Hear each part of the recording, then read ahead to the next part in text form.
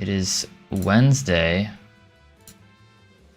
which normally means it's time for me to do a live stream, I guess, because it's my day that I work from home, so I can fit in a live stream. So happy Wednesday. Happy Wednesday.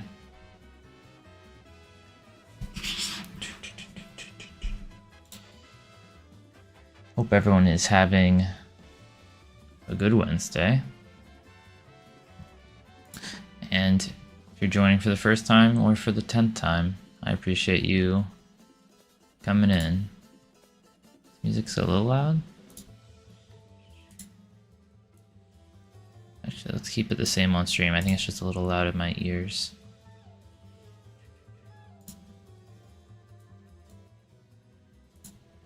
It's a bit better. The music today is more video game crime jazz. We're listening to some crime jazz, which I suppose is the best kind of jazz. We're going to be doing Altered TCG today.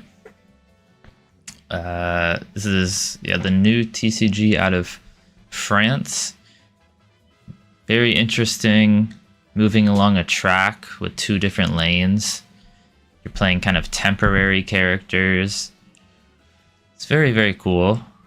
I've been enjoying it a lot, going to my locals here in Amsterdam now and playing quite a bit online. And doing a lot of deck building. I've been kind of trying out all the factions, but at first and initially and currently even, I'm still mostly focused on Muna, which is kind of it's the green faction. It's the nature, druid, plants kind of stuff, which I think is pretty cool. I've always kind of liked that aesthetic. I played druid in WoW when I did play and when I do play, although I play shaman right now. You can kind of see, two different sides of nature. It's like planty nature and fiery nature. What is the difference between a druid and a shaman? Is it just that shamans take more drugs? Is that it? Anyways, we're going to be doing a stream today, going over two different versions of Teija. Teija is this hero here. I'm trying to still figure out the best way to do live streams and then make content out of it too, like full videos.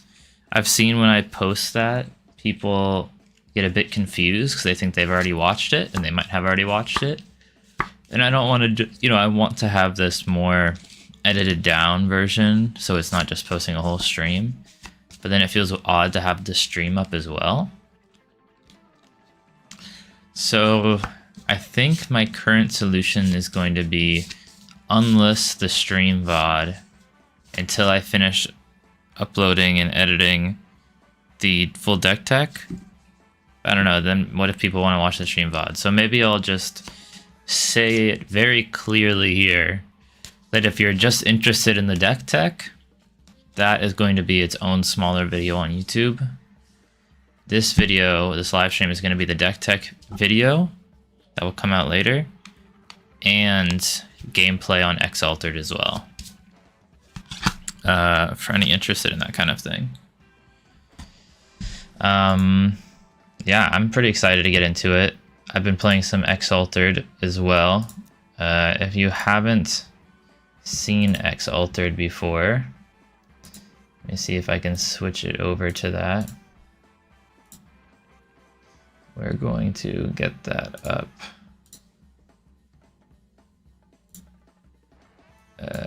Nope.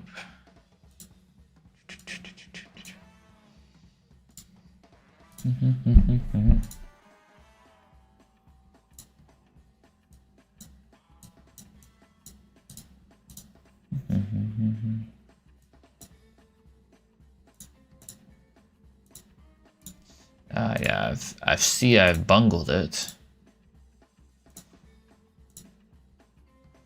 Because I can't have two different sources, I suppose, of that type.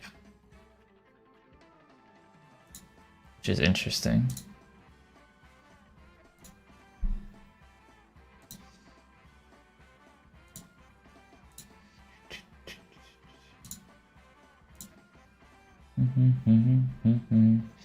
Just getting everything set up for this side as well. Yeah, so this is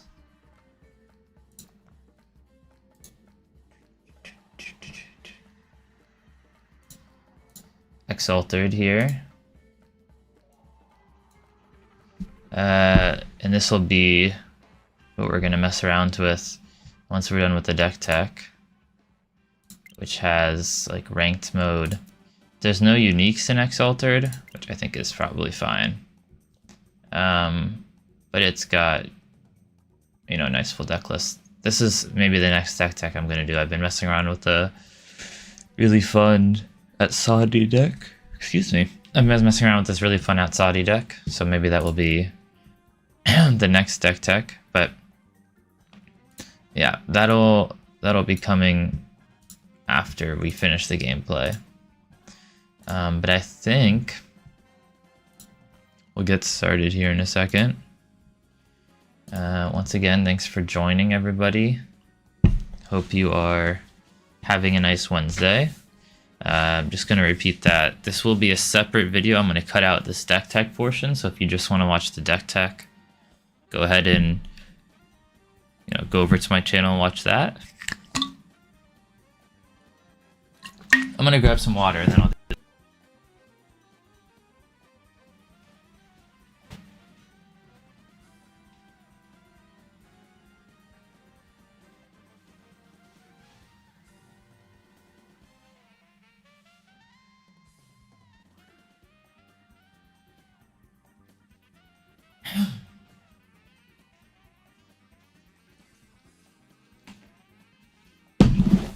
Okay. I think it's deck tech time. And yeah, this will be a separate video on YouTube as well if you just want to see the deck tech. Hey everyone, welcome back to Bagel TCG. Today we're going to be doing a deck tech on Teija, which is one of the most powerful, maybe the most powerful hero in the Muna faction. This is a hero with a pretty simple ability, but ends up leading to a lot of powerful things. We're going to be doing kind of a double header deck tech today. I'm going to be going over both this ramp version of Tasia that I call Teija Kana, and then this go wide version that's more aggressive called Teija Plants. And they do two very different things. We're going to be going over both of them today. First, let's just go over what Teija's hero ability does. It just says the first character you play each afternoon gains 1 boost. So it gets +1/+1/+1 counter on it, which is a boost counter. And that leaves when it leaves the expedition zone. On the surface, you're getting that kind of 1 value per turn, which is pretty nice.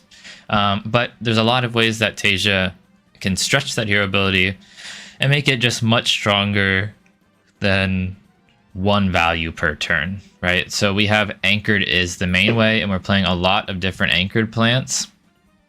In this rant version, it does focus on it a little less overall, but still is utilizing that powerful +1 counter every turn, especially to get you into the late game. You need that extra bit of power from the hero ability to help you last that long. And she is the best ramp hero in Muna, which is a great faction to do so because of the top end Hydra Kana here. So let's look at this ramp version first, and then we'll go to the more aggressive go wide version after. So this version is based entirely around Hydra Kana, which is the only Eternal character in the game as of the first set Beyond the Gates. Eternal means during rest, it doesn't go to reserve. So it's not just anchored. Anchored lets it stay 1 extra turn. Eternal is just permanently in play, which is obviously quite powerful.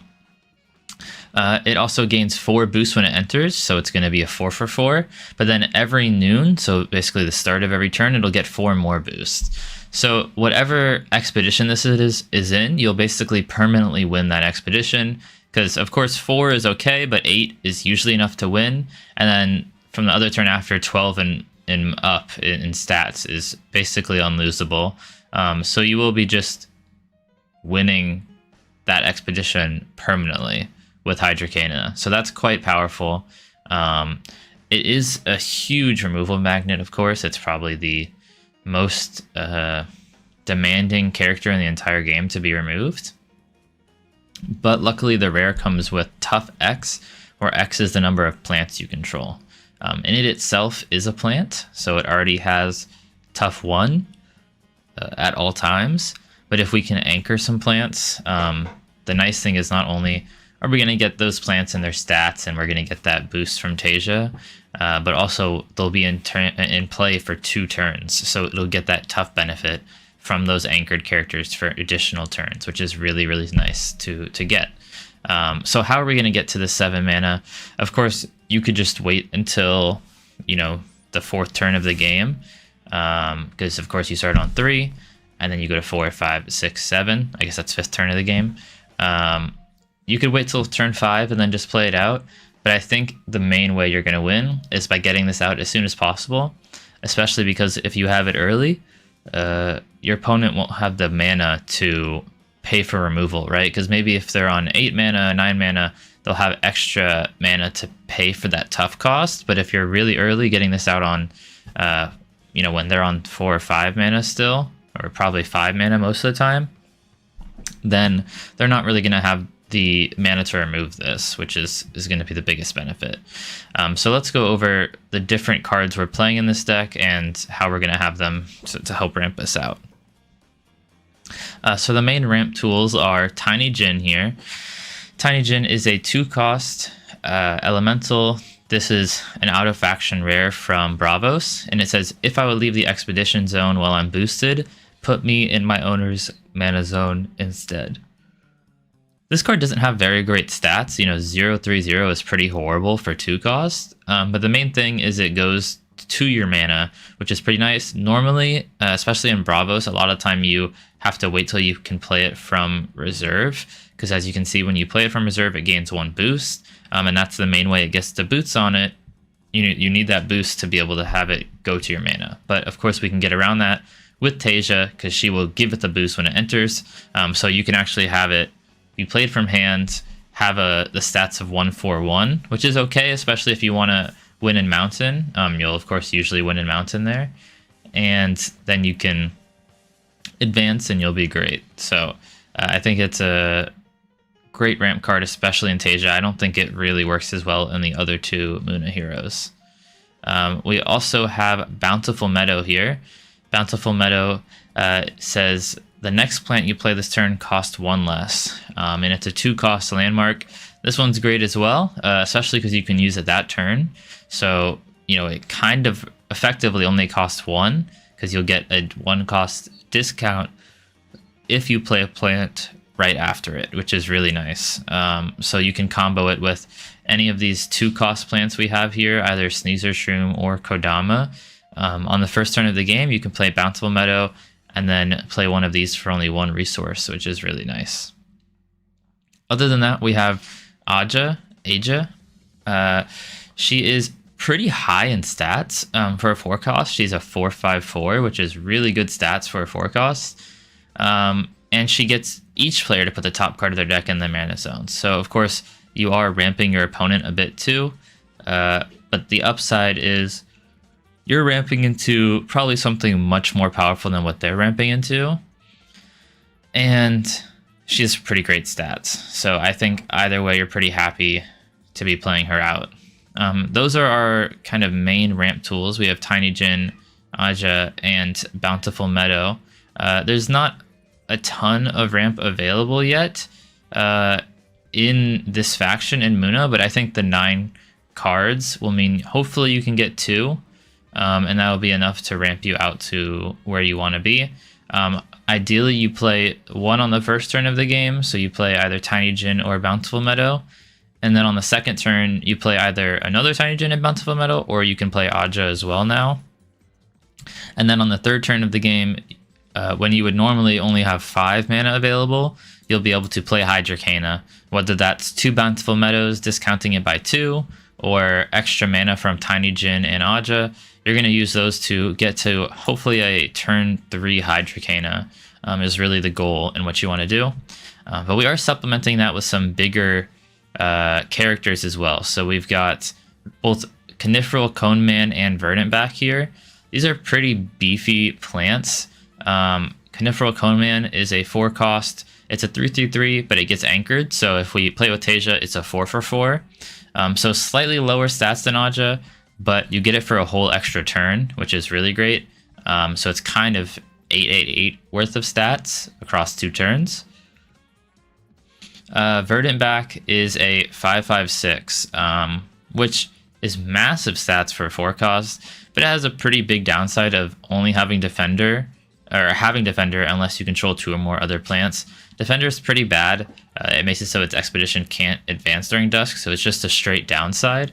But you get such big stats for it, and especially in the late game, you can probably have these anchored plants out.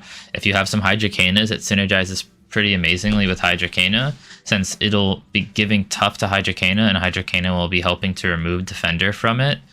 So they kind of work well together. It's definitely not one of our stronger units, but we're only playing it at common, so it's okay if we have to put it into our mana. And when you actually get it and it doesn't have Defender, that's pretty powerful. Our other characters, I kind of talked about these lower cost plants. We have Sneezer Shroom, which is a 1/1/1 that gets anchored, and Kodama, which is a 3/3/3 but gains a sleep. Both of these are just played to have these cheaper plants that stay in play for multiple turns. Same with Tricana here. It's a 3-cost, but it also gains anchored when it enters, and it does get 1 boost at noon. All of these are just kind of cheaper plants that are there to stick around for multiple turns and help to turn off Defender on Verdant back and give tough to Hydrocana. And of course, we need to have some amount of early pressure. Otherwise, we're going to lose the first 1 or 2 turns every time, and we really don't want that to happen. Rounding out the deck, we've got Aloe Vera as the last character to look at. While this is still a cheap one, you're usually going to be playing it for 4 because you want to pay that 1 resource to have it gain anchored. So it costs 3, but you have to pay 1 when it enters to give it that anchored, which you want to do. And then at noon, it's going to resupply, which is quite powerful, basically getting card draw. And this is going to be the main way we can refill.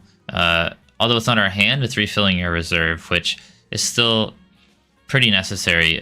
Some decks, if they're sabotaging you, making you discard, or have a lot of removal, you will run out of cards a bit, and so you need Aloe Vera to be able to get you back on track there. So this is probably our best anchored plant in the deck. Maybe Coniferal Coneman's close, but that's the package. It's quite different from the plants, the aggressive plant stack we're going to look at. We're playing these really expensive plants like Aloe Vera, Coniferal Coneman, Verdant back, and then we're playing the rare Hydrocana. It's really more focused on this top 4-cost or more plants and less focused on these cheaper plants down here. We do have 2 removal cards as well. We've got Mana Reaping, which is kind of just a great all-around removal card. You can just put target character or permanent in its owner's mana zone. So you're giving your opponent a free mana. I think it even looks like it's a little tiny Djinn that's being forced into mana, which is pretty funny. So you're giving them a free mana, but it can remove anything in the game for only 3 cost. So for example, if your opponent has a Hydrocana, I'd be pretty happy to only remove it for 3. Or even if it has tough 1, you can remove it for 4, for example, and you're still trading up a lot in mana there. Cloth Cocoon is a little less broad. It can only discard fleeting anchored or asleep characters, but it doesn't give them any kind of advantage when you play it. It can also discard any permanent regardless of cost, which is really nice.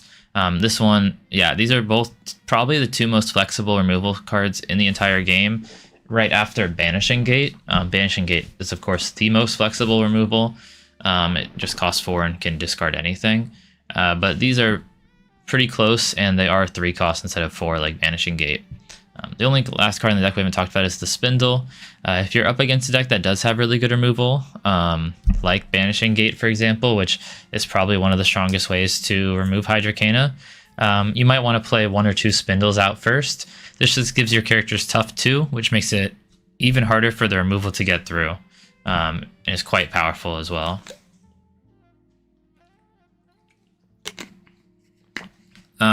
That is kind of the main ramp deck. I also have a primer that you'll see in each of these, talking about what a lot of these cards are used for, how we're going to win, and even a bit of the things we want for uniques. So ideally, I think you could get some uniques that also ramp, so you could go up to 12 copies, because right now we're playing all 9 cards that you can that ramp. But I think you could be even more consistent if you could play like some 4 or 5 cost ramp characters, especially if they are plants. That's even great, because you can get into them with Bountiful Meadow. So if you can find some Son of Yggdrasil, Coniferal Coneman, Verdant Back, any of the more expensive plants, and they also ramp, I think that's like the ideal unique. So some extra ramp cards is what I would be looking for in the unique slots there.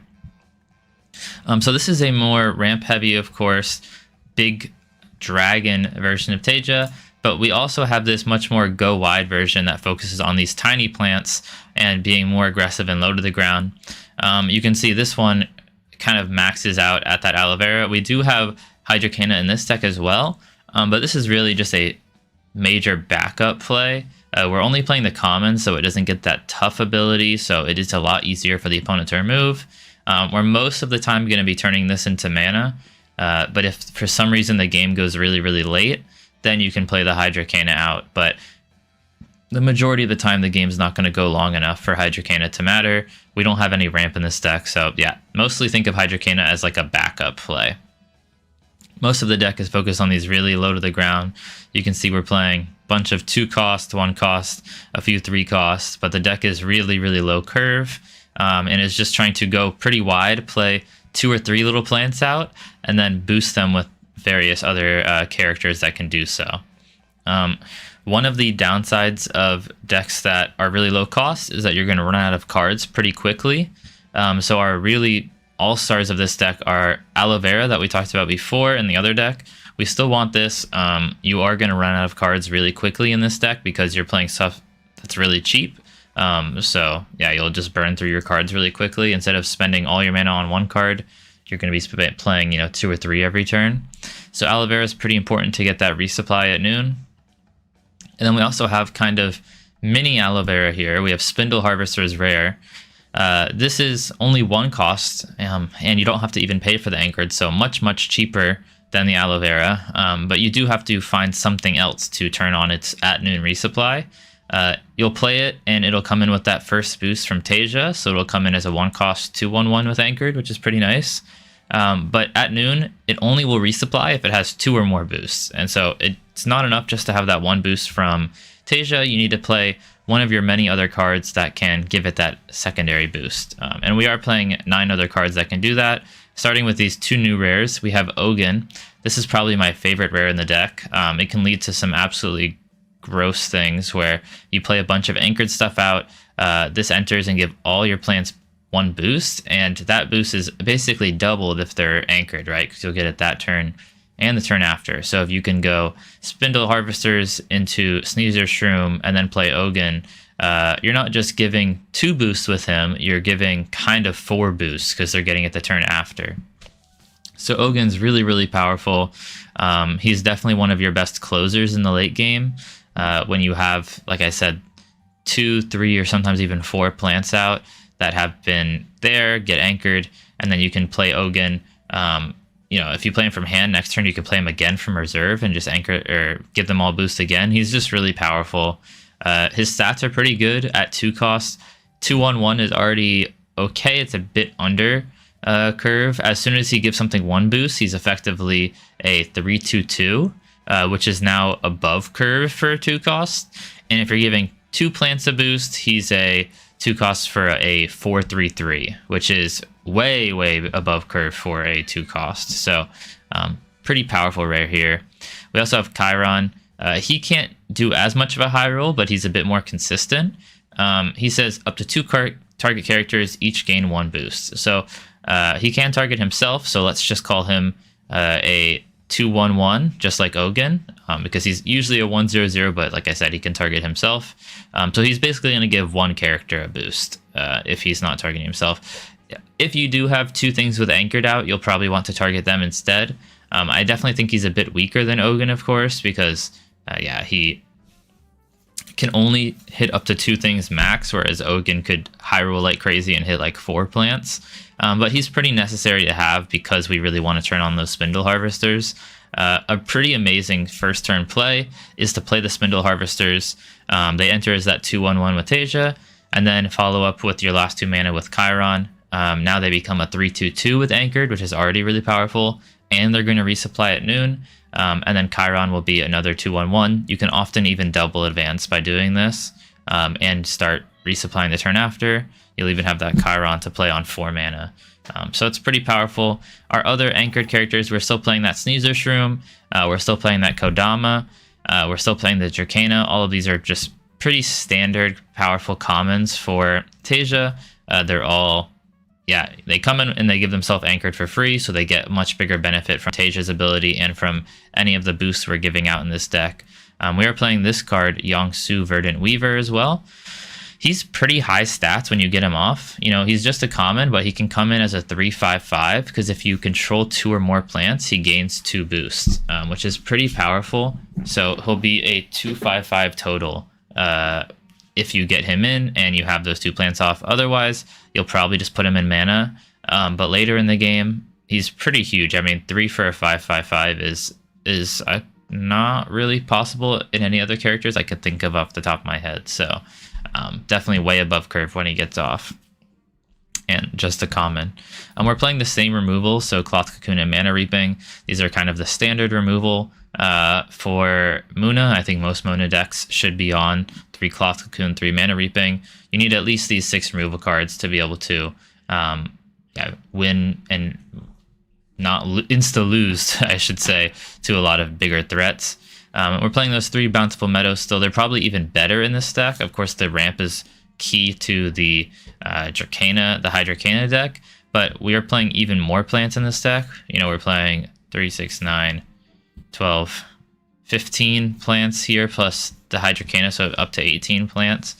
So really great, and especially since we're more low to the ground, we're pretty happy to get that free ramp. The last card is Nurture. This is another kind of boost 2 things. This one's not attached to a body, so it's not quite as good as Ogun and Chiron. I think they're stronger, but this one's only a common, so pretty happy to just use a common slot for it. Up to 2 target characters, each gain 1 boost. Pretty simple. Sometimes you're only going to get 1 boost from this because you just want to put it on the first turn of the game, go Spindle Harvesters into Nurture. That's fine. You know, you're only getting, it's pretty bad value because it's basically 2 for a 1/1/1. But you're getting that counter doubled since it's anchored, so it's not the worst. My cat is trying to have some fun today. And then, you know, it only costs 1 from reserve, which is pretty great. I think that's the main advantage, right? Is these still cost 2 from reserve. This only costs 1. When you get a 1 cost for a 2/2/2, that's definitely above curve, so I'm pretty happy to do that. Those are the 2 decks. You can see this one's much more aggressive, really low to the ground, giving out boosts to all your plants, and really trying to have this wide board with 2 or 3 plants that are all buffed up. Whereas this version focuses on ramping with Aja, Tiny Jin, Bountiful Meadow into this massive rare High Dracana bomb. There's 2 very different ways to play it. I think you could do either one you want. This one I think is maybe more consistent because the ramp version does rely on finding those ramp pieces and finding the rare High Dracana, so it's a little more draw dependent. Whereas this one, you're playing a lot of redundancy. You know, you have both Aloe Vera and Spindle Harvesters to be able to get that resupply at noon. You have Ogun, Chiron, and Nurture to all get stuff boost. You have plenty of nice plants that you can anchor and big stuff you can buff with Yongsu. I think this is probably the more consistent one if you just want to play boost deck, but I think the ramp version could high roll a bit more and maybe lead to some more powerful wins. The uniques in this deck I think are also more flexible, where in the ramp version I said I'd probably look for just uniques that can ramp. In this one, I think any kind of good plant or boost synergy unique is nice. in my dream world, I would really love some Ganeshas that only cost 5. Ganesha is a character that says when it enters, your enter the battlefield's trigger again. So anything with the arrow, so you would get to refresh Anchored, you would get to refresh these plants, boost, basically everything except Kodama. Everything else is an arrow. So you would get all of these Anchored again, all of these boosts. It's really strong, but rare Ganesha costs 7, which is just way too expensive in this deck. You know, of course, we're playing Hydrocana, but it's a common, so you're not really using a rare slot. And also, it's, you know, less synergy based. You can just kind of slam it on the board and it's strong. Where Ganesha, you have to also play other stuff first. So I think rare Ganesha is too weak at 7 cost. But I think if you can get some unique ones that only cost 5, that would be like my dream uniques. But really, this deck is pretty flexible with what uniques you can play. Anyways, let me know in the comments below what deck you're playing, if it's going to be Teija. If you have any questions about these 2 deck lists, you can check out the links to these both, and I'll be updating them if any cards change or if I add to the primer. But thank you so much for watching. I'll see you next time. Yeah, thank you guys for joining the stream as well. That's not the end of the stream, of course. I'm going to be recording videos like this in the stream now. So we've just finished going over the deck list here. And now we're going to be doing some gameplay of that deck list in X Altered here. This is going to be stream-only gameplay, so the video will be up on my channel with, I don't know, coming soon. But first we're going to be doing this. I got a question while I was recording from Yami Yugi. Thank you for coming over from Yu-Gi-Oh! To ask. Do I think Teija has a good Waru matchup? Feels like Waru is the deck to beat. Yeah, Waru is certainly the deck to beat. Do I think it has a good Waru matchup though? I'll say yes. Think it has a good Waru matchup. Don't think it's bad. Yeah, I think it's totally serviceable Waru matchup. Cloth Cocoon's one of the best removal spells for Robin Hood, which is a big issue for us. And Waru doesn't end up playing a ton of removal. Sticky Note Seals is pretty good. I think if they start playing Banishing Gate, it's a bit more of a problem. But I think the deck could be fine into Waru. I don't think it's like horrible by any means.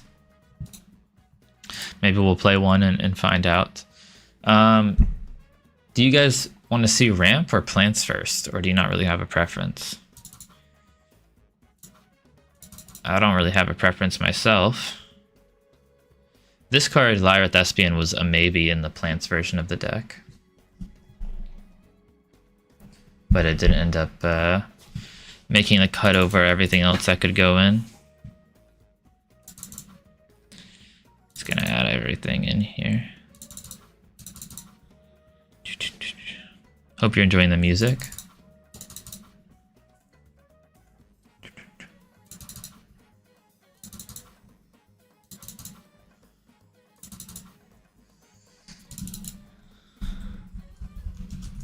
I guess we're gonna go with plants first. Do some gameplay of this. I know the X Altered servers have been kind of going up and down, so we'll see how that goes. Wow, pretty quick acceptance of a match.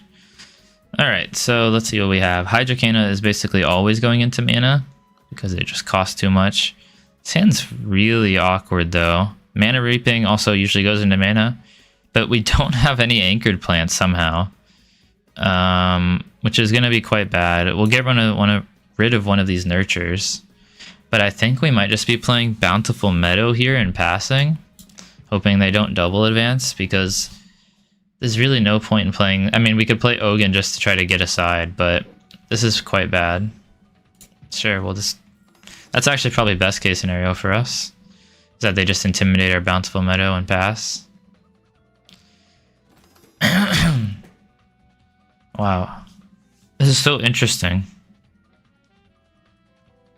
We just haven't found any of our 15 different plants we could find. Like half our deck almost.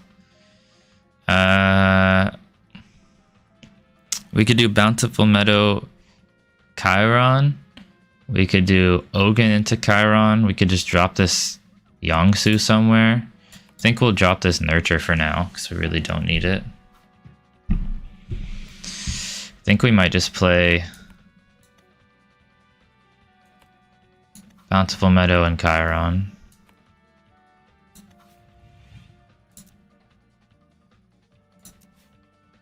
Sure. Not ideal. This is definitely going in his favor because he's ramping and we're not really doing anything interesting. Wow, this is so weird. Weird game. I mean, we find Hydrocana, but this is really not how I expect the deck to go normally. I think we're just doing Yongsu into Chiron, and next turn we'll play this Hydrocana. Very weird though.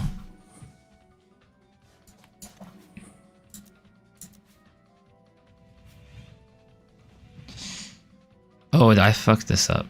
Sorry. Cursing. My bad. I was not paying attention to the board spots, so he gets an advantage there. I should have had Yongsu here and then Chiron here, but didn't really think that through well enough. Okay, we finally see a Spindle Harvester, which is, I suppose, nice to see. So we're gonna just play Hydrocana this turn and hope he doesn't remove it. I'd like to keep this Mana Reaping because I like to have one unconditional removal in hand if we can. So the question is, what of these last three cards are gonna hit the bin? It might be Yongsu, so we could do Spindle Harvesters with Nurture next turn. But Yongsu is also probably our best play the turn after this one. So it's a bit of a question. I think we're still going to drop the Yongsu though, because we want this Spindle Harvester Nurture synergy. That's pretty interesting, just giving his characters tough too. Exhaust the Bountiful Meadow. Play Hydrocana. And then we just hope he doesn't remove it. Wow, okay. Sure, your stuff has tough 2. Tough 4. I think we're probably dumping this Mana Reaping then. We'll just have to play with the inability to kill his stuff this game. So we're going Spindle Harvester this turn, for sure. And then we want Kodama, and then we're going to Nurture twice. Which I think maybe we can actually play everything. I think we can play our whole hand at 7 mana here. Because this is free with this. That's free. And then we still have 4, 5, 6. So yeah, we can just play our whole hand. So we're going to be nurturing the Sneezer Shroom and the Spindle Harvester. Twice. I mean, it really depends on what the opponent has, because we are winning really hard right now.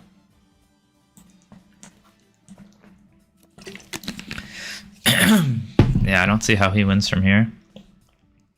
I mean, this is such a strange card to be in at Saudi anyways. Maybe one copy, but it's already like pretty meh in Muna. So do I just get a play?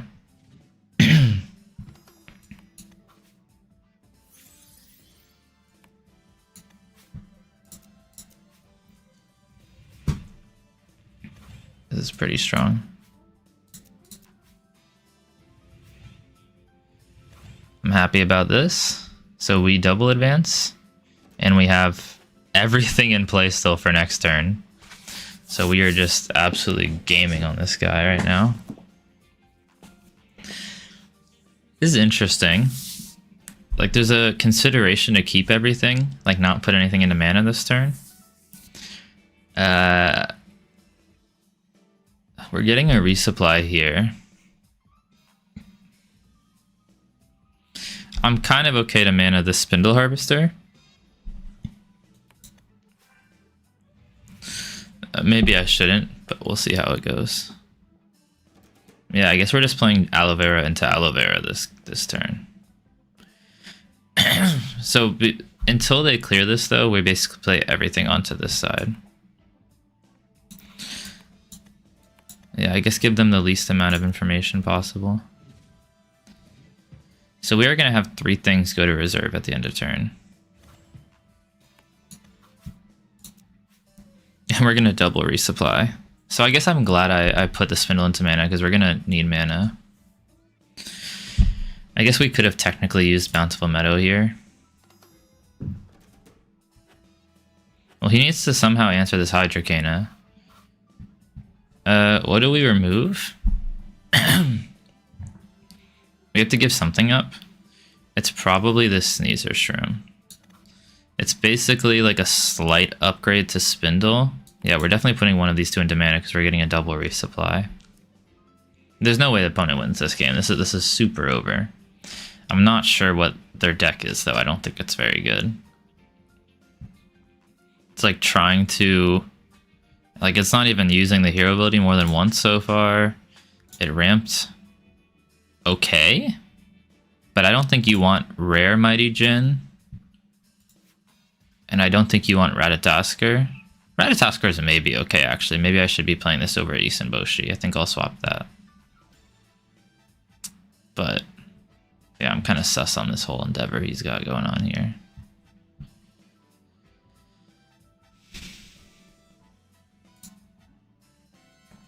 We'll see what they end up doing. I wonder what the timer is like how long they have to do something.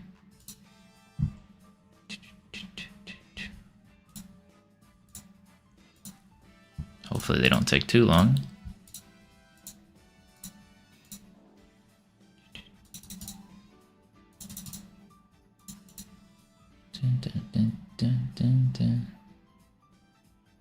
Hello, opponent. Guess they were thinking about mana.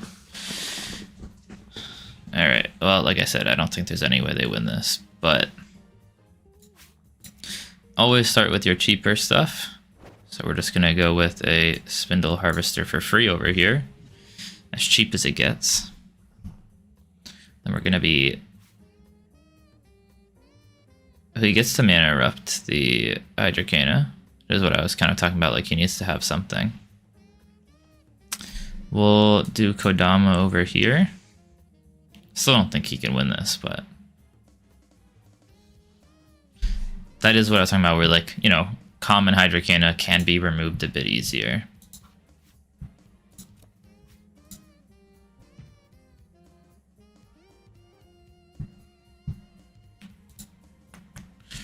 What do we got? Chunky dude. Sure. That is kind of nice. Don't think I have a way to remove that. Let's play Dracana here. We're just playing this so that we can get the Chiron effect off on 2 anchored characters here.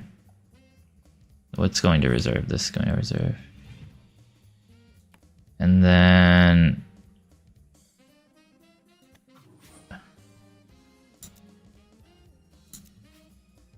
Yeah, okay, we won. That was, I mean, they made it kind of close at the end. But I think their deck's being a little too cute. The tough 4 is funny, but I didn't end up needing to remove anything anyways. Let's try another. We'll see what the opponent ends up like this time.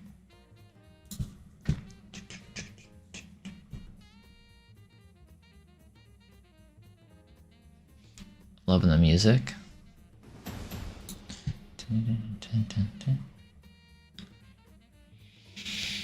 I probably will make the next deck tech in a Atsadi deck. So I think it's pretty underexplored at the moment.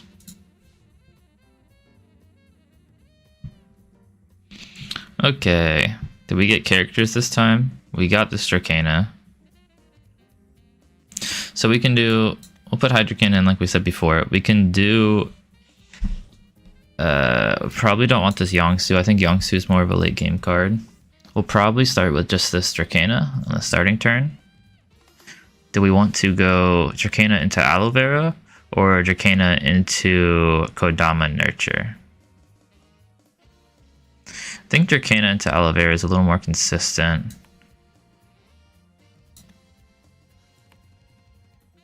I think you need to keep one kind of pump card in your hand in case you draw like Spindle Harvester, so we'll keep Nurture.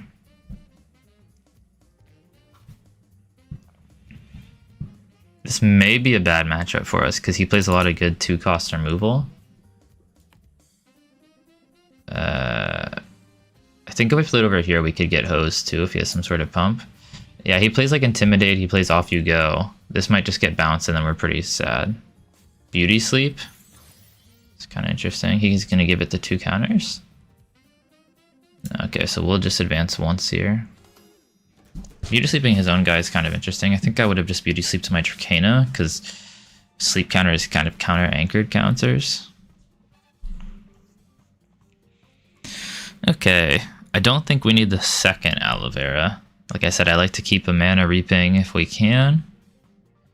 I think we're just going to be dumping one of these Aloe Veras, playing Aloe Vera over here, and hoping a big fatty water stat's enough to make us advance. This is like very basic gameplay of the deck right now in terms of like it's just doing 3 into 4. Playing some okay anchored dudes on both sides.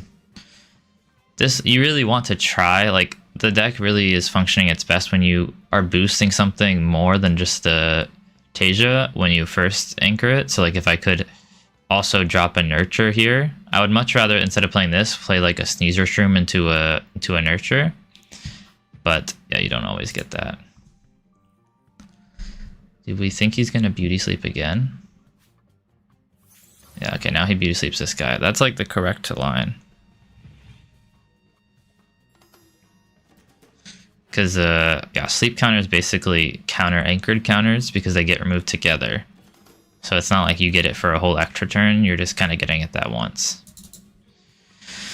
Okay, we see the Ogun here. That's probably just strictly better than Nurture, so we'll probably drop the Nurture now. We could also drop the Kodama, but I think if I can like keep a backup in my hands at all times for removal in a plant, it's pretty nice. Of course, I'd like to keep all of this, but I think we're going Dracana into Ogun here. Oh, and we got a resupply. Well, now we have a Mana Reaping. This is probably the worst card in our deck to resupply, I'd say. But maybe we can threaten it on this Bravo Splay Dancer. I really don't like the idea of ramping him, but could be a okay play. Yeah, but it only costs 2. Like, how good is it to do that? Can I get my mountain stat good enough to be annoying for him? I can make it 3, 4, 5. If he plays nothing else, I can get my mountain stat higher than his. Kind of just want to throw a Mana Reaping on this thing.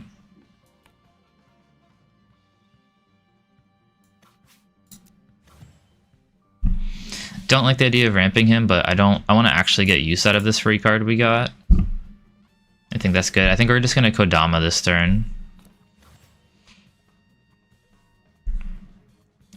Doesn't really matter where we Kodama. Maybe we Kodama. This is Mountain Water. So it's going to be stronger over here, I think, if we play it next turn. So I guess we'll Kodama over here. Of course, Kodama doesn't do anything this turn, but it's pretty massive stats for what it is. We're giving him like a free advance, but that's kind of okay. I think we're still tied on expeditions.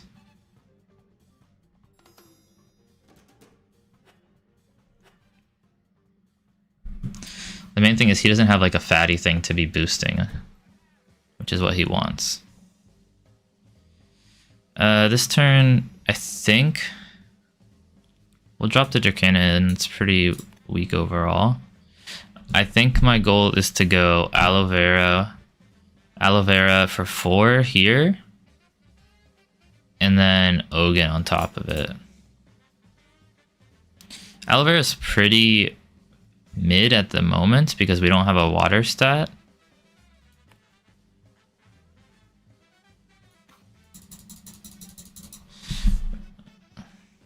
We get kind of hosed if he has any removal for this aloe vera. But I don't think we can do too much to play around that. Like, we could say, let's play the Dracana instead, but we also get hosed there.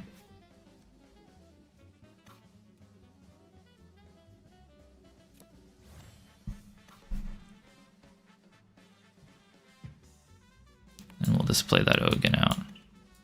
Hello. Oh yeah, we're gonna have to discard one at the end of turn from our reserve, aren't we? Because we're gonna put Ogun and Kodama in there with the Dracana. That's pretty good.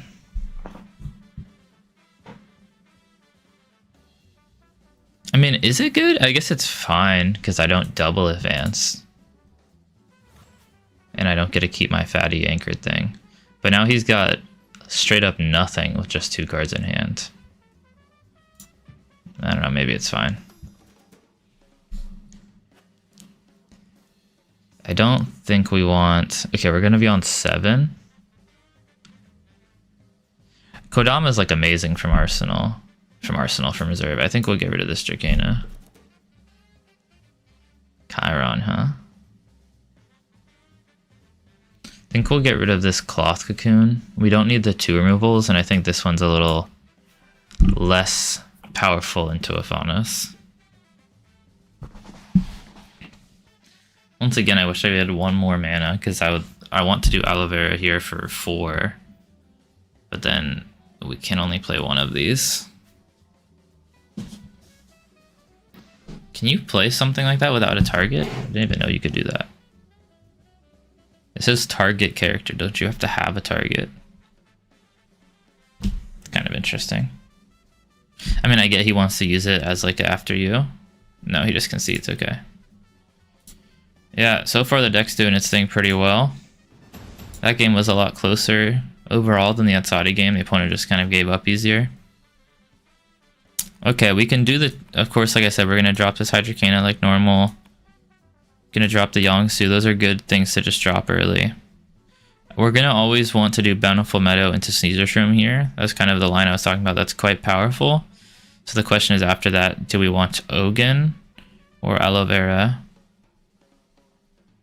This is probably the stronger card overall. It has a little bit of anti-synergy on the turn after with Bountiful Meadow. This would be nice if we can get like a 3-cost plant or something. I think we will drop the Ogun though. It can be a little mana efficient this turn after. We'll probably just after you. And we'll Bountiful Meadow. We do get hosed here by any kind of big removal. We're going to exhaust this. Sneaser Shroom. Doesn't matter what side. We'll probably remove this. Oh no, he's just going to trade Expeditions. Okay. Cool. I think it's kind of interesting. I really like the Akesha deck. I think it's maybe underrated. Although I don't know if Akesha is the right deck to be playing it in. Alrighty. So...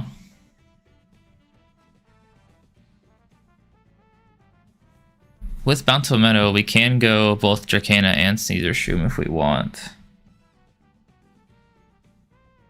But we kind of want this Aloe Vera to be refilling. But like I said, it's a little inefficient. Let's go for like the high rolly play here.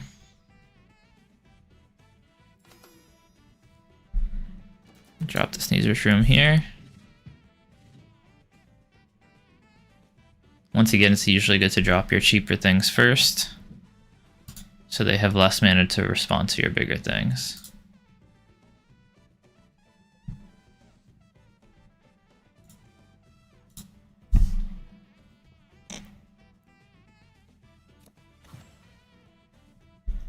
Okay, then we'll play the Dracana.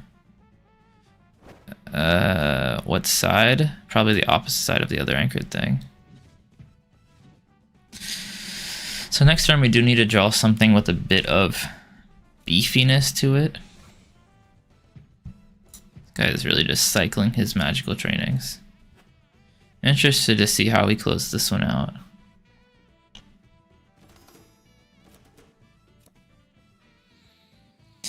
Alrighty, so Yongsu's pretty decent here. Either one of these cards is fine. But I think Yongsu's a little better. We're not going to get our Bountiful Meadow value this turn. If this costs 1, this costs 3. Can't really do it either way. Unless we don't put something into mana, and we have to put something in mana here on day 3. I think it's Nurture into mana.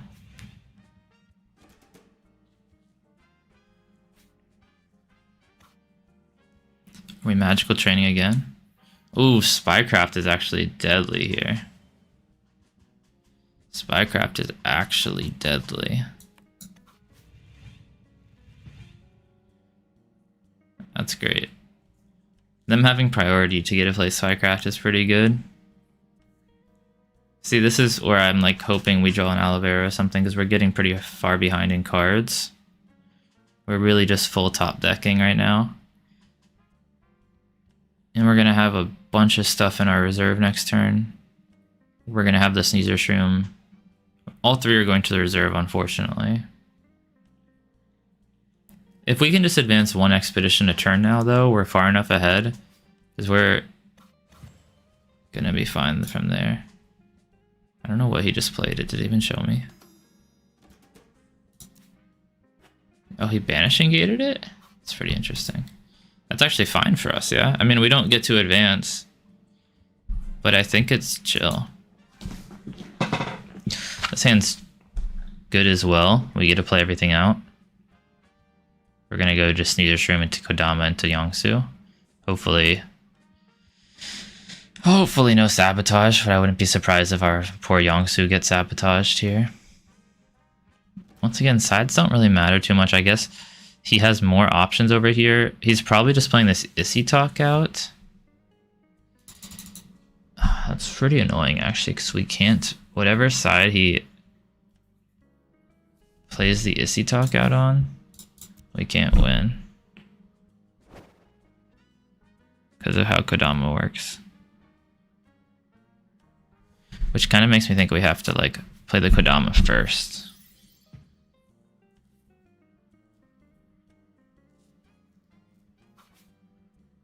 Yeah, and we get sabotaged.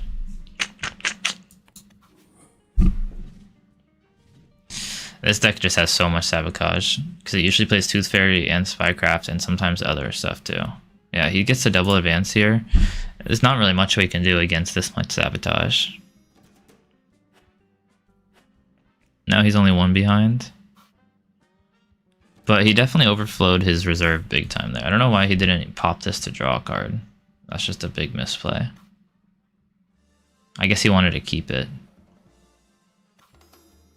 It's fair, but I would have just popped it.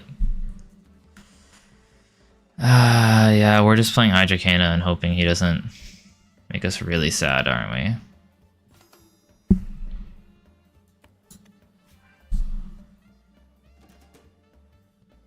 If he removes it, we're pretty upset.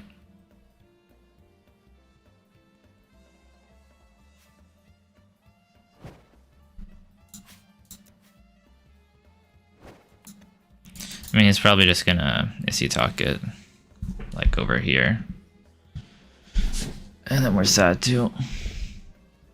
This is definitely a bad matchup if we're looking at this one compared to the previous 2 matchups. The amount of removal is and sabotage is pretty hard for us to get through. I mean, we've seen 2 sabotage and this piece of removal. The removal hasn't been as bad as the... This is fine, I suppose. Since he couldn't answer the Hydra this turn, I just have to hope he can't answer it next turn either. I mean, I'm sure he can, but... yeah, there's no reason for us to put anything in mana here. Not really. It doesn't really change if we put something in mana or not with this Bountiful Meadow.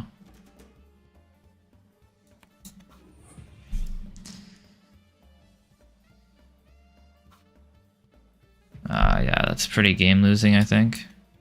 So he's on the Celebration Day plan, which means we lose, unfortunately.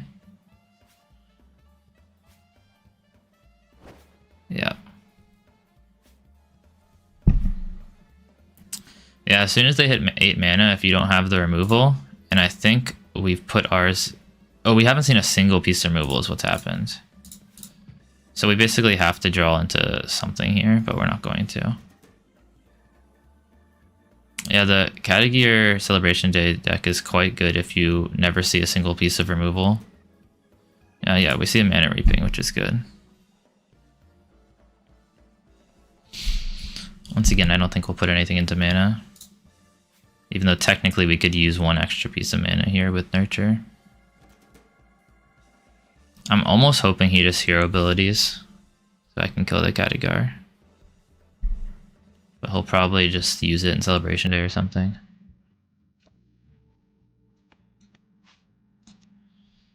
That's great for us.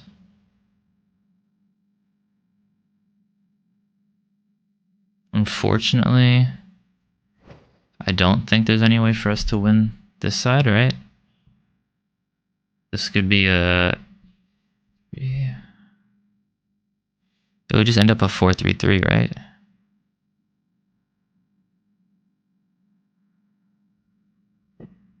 I think it'll just end up a 4-3-3. But maybe we can tie it. Ah, that's a good idea, yeah. You can't see the reserve, can you? Where's the best place to put it? Maybe over here under my landmarks or something?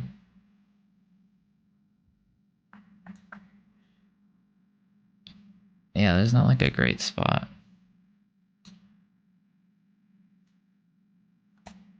Just make myself real tiny. Thank you for the feedback on that.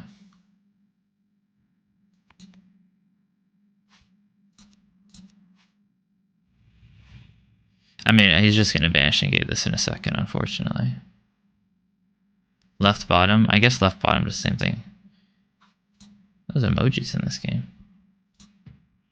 Well, we get to win the right side again, which is nice. Is there any difference between putting it on left bottom or right bottom? I feel like... Oh, shit. I think right bottom might be a little better just because left bottom could get more full. But if I have like 4 things in reserve like he has here. He has such a massive card advantage right now. But I'm still doing okay. He's really trying to dig for that removal piece, but he's not finding it. It's like actually no reason to keep this, right? Unfortunately. We're actually in water here, which is pretty nice for this aloe vera. If we can keep this aloe vera, we'll probably be back in this game.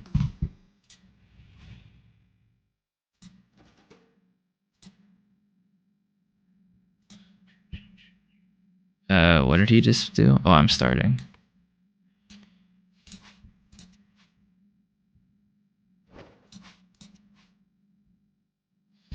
Get our really cheap aloe vera. Okay. I'm actually more worried about keeping the aloe vera at this point than keeping... I mean, if we keep the Hydra, we win, which is of course nice. But I'm like not expecting to keep the Hydra. I'm mostly praying to keep the aloe vera. He has 3 more mana than me and 5 more cards in hand. But I do have a 19 on board. He has Celebration Day in hand still? Ah, damn. He found the other one, huh? I mean, there's nothing I can do now. We're just out of luck.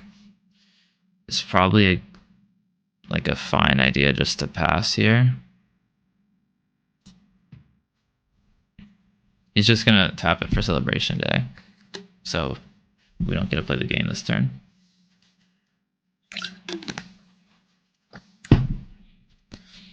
Well, we have to hope to draw another Mana Reaping, I guess. Or Cloth Cocoon. I mean, we have so much removal in this deck. And if we have 2 draws plus aloe vera, we have an okay chance of hitting some kind of removal for this. We won't be going first, which is pretty unfortunate. I'm surprised he hasn't removed this Hydra, but I guess his only removal for it is Vanishing Gate, right?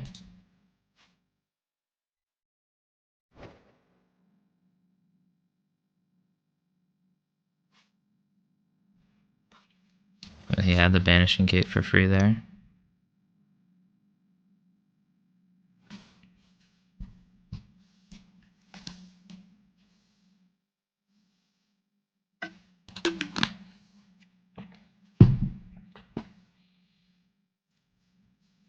Yeah. Akesha is a pretty interesting deck, because I always wonder, like, why is Akesha the best of this? I guess it's, like, the FT ability is just kind of nice. Well, that's pretty good. I don't know what just happened, but it seems pretty strong. It's going way too fast for me to actually understand the plays happening, because it's just auto-passing through everything. But sure, game. This is interesting.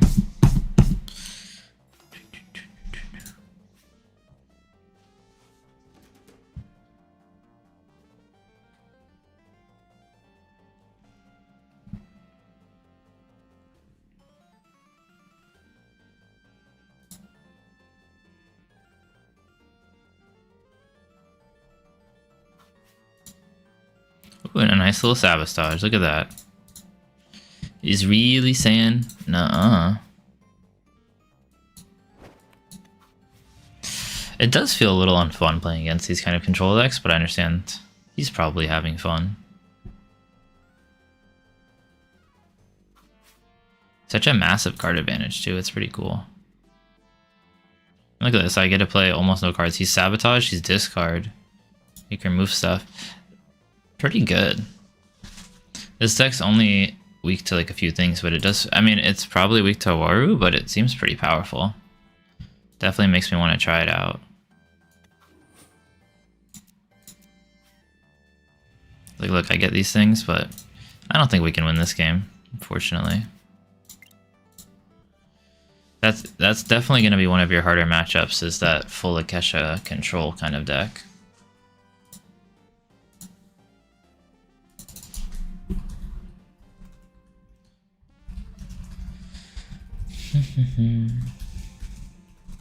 So we're what, 2-1 right now? Not too bad. Maybe we'll do a best of 5 with this deck, and then we'll switch to the ramp version.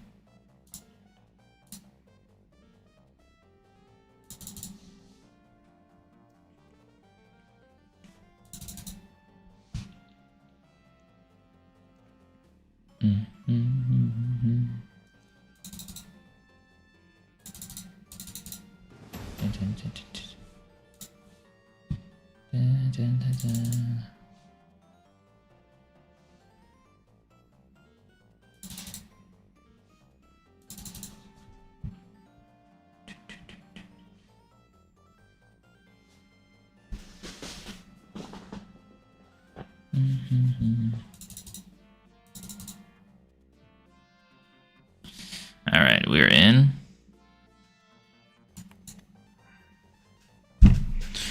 Maybe we're just going Dracana into Aloe Vera. We don't need 2 copies of Aloe Vera. This Bountiful Meadow doesn't really fit in the curve, unfortunately.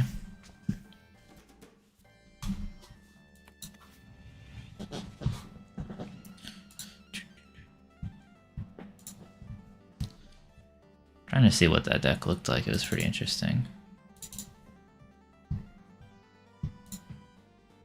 We trading, or is he going up over me? Nah, or he's going gamer mode and up over me.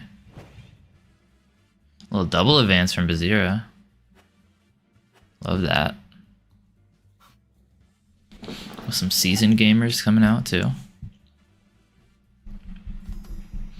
Drop this Yongsu. Keep the removal in hand.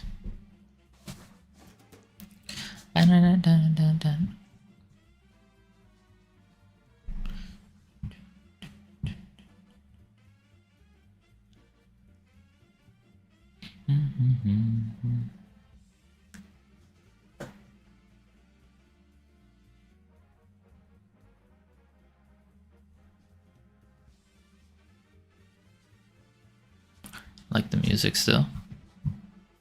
Curious, like I feel like that whole Akesha deck's pretty good as just commons almost, so I wonder what is upgraded to rare.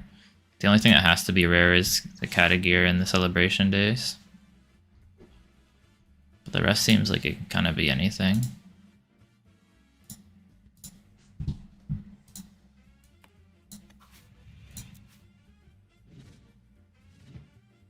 It's pretty cool. So he gets to drop this in and then give this the boost, right? Or maybe he just physical trainings it or something like that.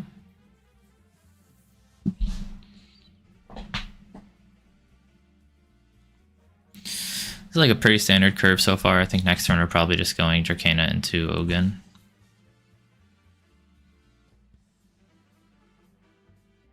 This deck can definitely just do a normal curve out kind of thing.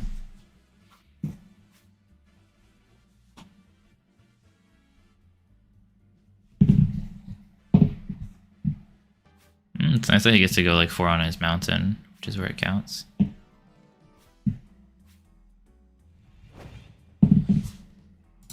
Ambassador is pretty nice energy there. He's going to be overfilling his reserve a bit. It's very low on cards. Like he's at 0 cards. I'm going to assume he's still putting something in mana, but if not, it's pretty interesting. Feels a bit counterproductive with the Tiny Jin.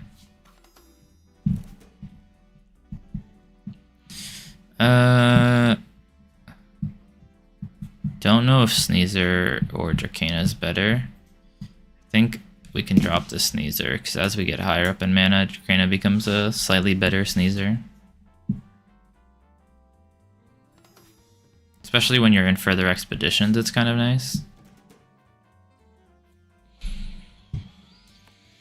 We're just gonna do this with Ogun.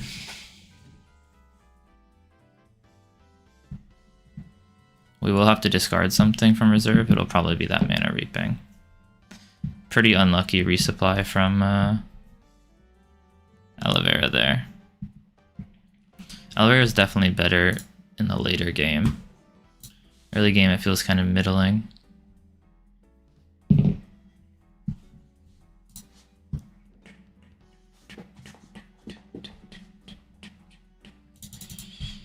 Yeah, the Issy talks for sure.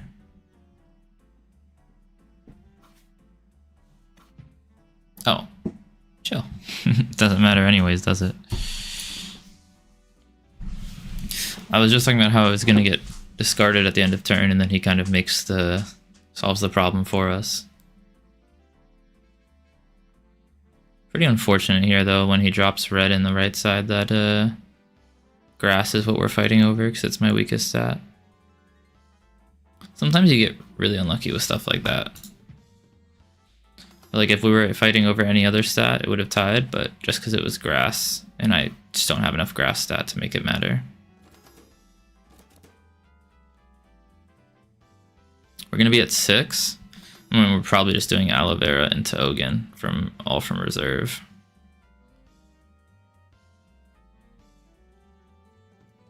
Do we drop Mana Reaping or do we drop Cloth Cocoon? I kind of want to drop Cloth Cocoon here. I mean, maybe Mana Reaping is better to drop. Dama could be interesting. After this, we're on 7. We want to play Dracana from reserve. Oh no, this is fleeting. We don't really need the 2 removal. This might be good next turn. We've seen 1 Mana Reaping already though. Drop the Kodama.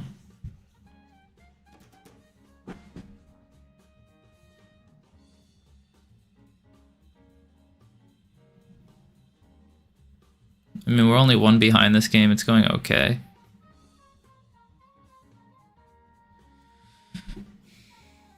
I do feel like he's a little in a slightly weaker position, even though he's 1 ahead. Doesn't have like nearly as strong of a reserve as us. And he's got 1 less card in hand, so he's definitely at like a bit of a card disadvantage there.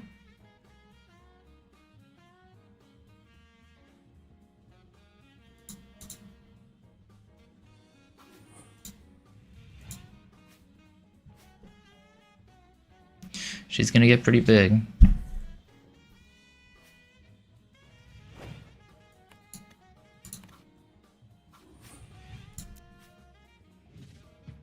Part of me wonders if we should have had that Bountiful Meadow this game over the Ogun.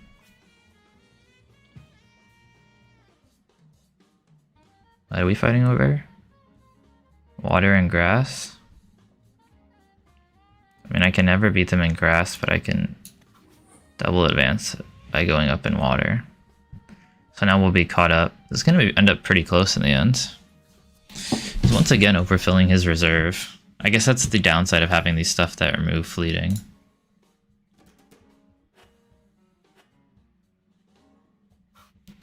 This Bravos Blade Dancer is getting pretty big though.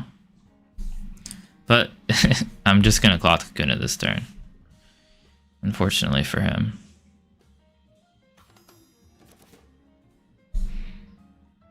Do we just want to go Aloe Vera plus Cloth Dancing?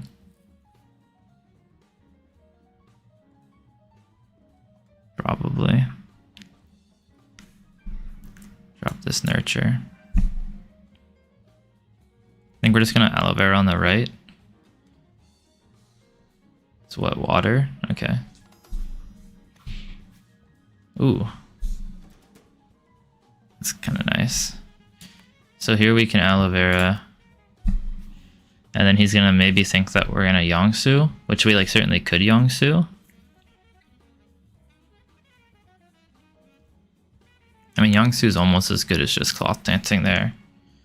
Blade Dancer, but I think I'd rather Cloth Dancing it. Keep Yongsu for next turn. Feel like I'm in a good spot here. This matchup does feel a little favored for us. Oh, didn't matter anyways. This is interesting because I didn't really see that line coming. I think I might actually just Mana Reaping this. Try to double advance because of it. Unfortunately, this Blade Dancer is coming in as a 5/5/5.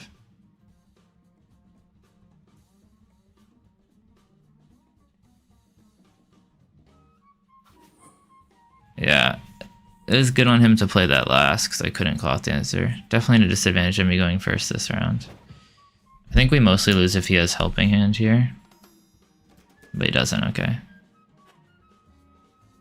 Alright, we're going down to the final turn. I do have a bit of an advantage here with something anchored out. I think this Kodama is unfortunately too weak if we're on the final turn of the game, because it's just going to be sleeping. Oh, and he can see, it's interesting. Well, let's think about what we would have done. This would have been... We don't know what this would have been. I think our hand's pretty good regardless, because we'd go drop here to 8, and we can go Dracana, Ogun, and the Cloth Dancer, all basically ignoring the Aloe Vera resupply. Even if like this doesn't do anything, where I think we win. So I'm pretty happy. I'm always like, would I have won if they didn't concede? Okay, wait, did I say 5? I think we have one more to do with Teija Plants. We're 3-1. We already won our virtual best of 5.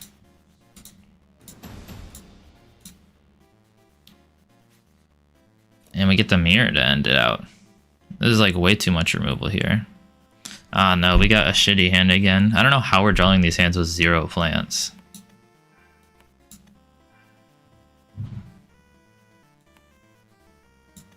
Is there a world where we just drop all 3 removal spells? That sounds a bit risky. I guess we'll drop the Ogun. Like, truly doesn't matter here because we're so far behind. When we don't have the starting plant, we just usually lose. It's like, I actually kind of want to Mana Reaping this. Some crackhead shit. Oh my god, I should have kept the Cloth Cocoons. It works on anchored characters. Oh, I threw. I'm always thinking about just fleeting in a sleep because I play them for the Robin Hoods. I'm actually like crazy. My brain's going crazy from this particular game. I kind of just want to go Sneezer Shroom into Kodama. But Sneezer Shroom with Chiron is probably a better play. I gotta play on both sides too. Why did I give him a mana when I could have just Cloth Cocooned there?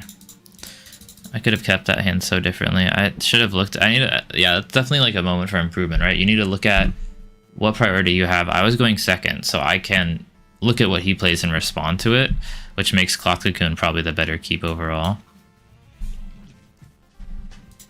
It's a good lesson learned.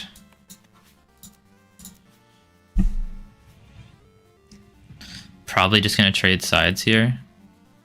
Interesting, and then he mana reapings me back.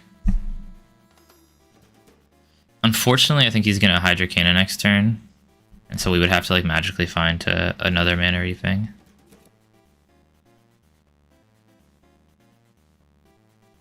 What the heck are we doing this turn? We're just playing Yongsu and Chiron. He has priority at least, so I can win the side that he doesn't Hydrocana.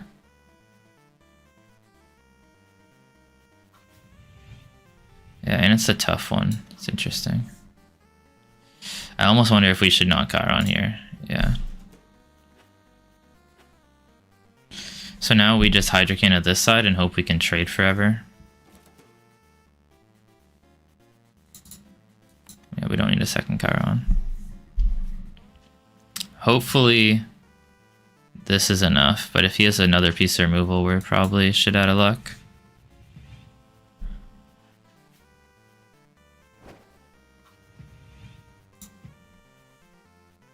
If he just double advances, I think that's okay. If he removes mine, I think we're not okay.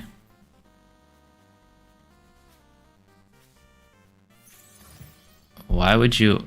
Oh, it's a common version. It's like, why are you beauty sleeping your own dude, but he's not playing the rare? His deck's pretty interesting then. Beauty sleep's a cool card. I've definitely considered adding that in. 1, 2, 3, 4, 5, 6, 7, 8. Okay.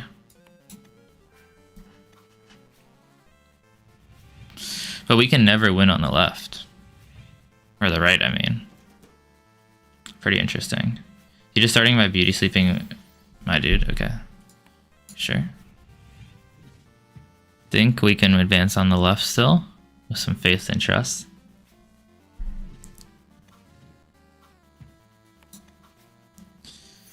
His deck's heavily built around that Hydrocana.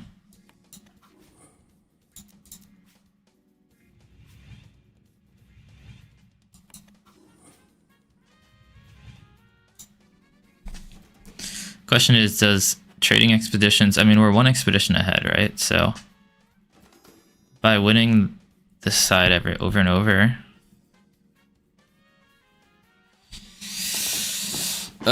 we don't have to put anything in, right? We can't even use all our cards here. Man, we just have to keep dumping everything on the left and hoping we can win on the left. Which I don't think is that likely, unfortunately. We need to get some sort of mana reaping, like our other mana reaping. We have 2 left. We're just trading expeditions.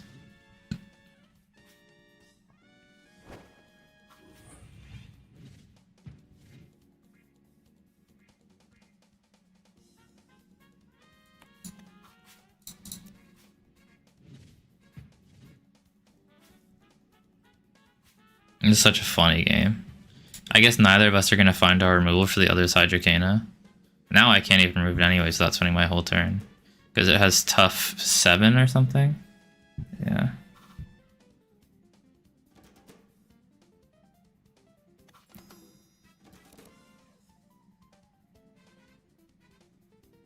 Is there any advantage to doing this? 1, 2, 3, 4, 5. Man, it's gonna put me down a mana this turn. But that might actually be fine.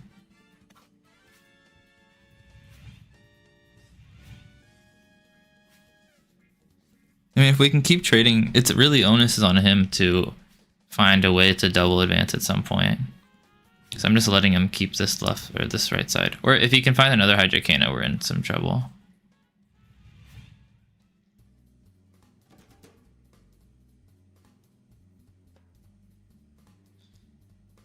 we've got some good shit going on over here though. Interesting. Okay, starting off with meditation training again. We'll drop this Bountiful Meadow. I think we're going this. Wait, 1, 3, 6. We can technically drop everything. I think we actually want this Spindle Harvester here. This is so weird. Is there a cap to what you can have in an expedition?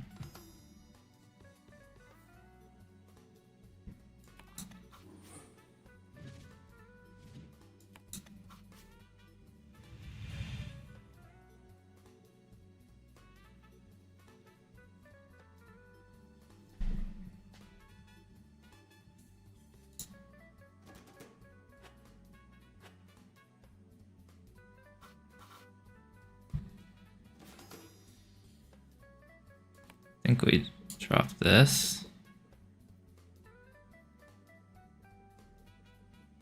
What the hell is going on in this game?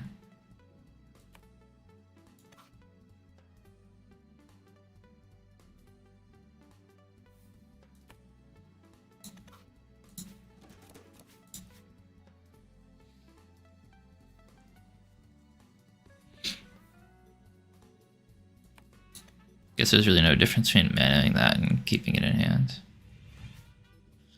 Hopefully we get a good resupply here. We just need to win the left side. Wait, how tough is it? It's too tough, right? Tough 7.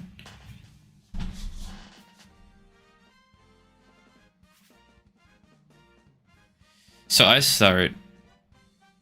The question is, would I spend all 10 mana to kill this Hydrocana? Or do I just dump everything to winning over here? Because I could go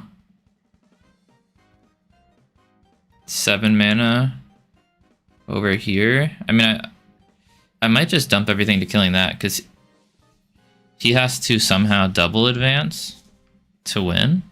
And if I kill this, he would have to find a way to kill my Hydra and still outstat me.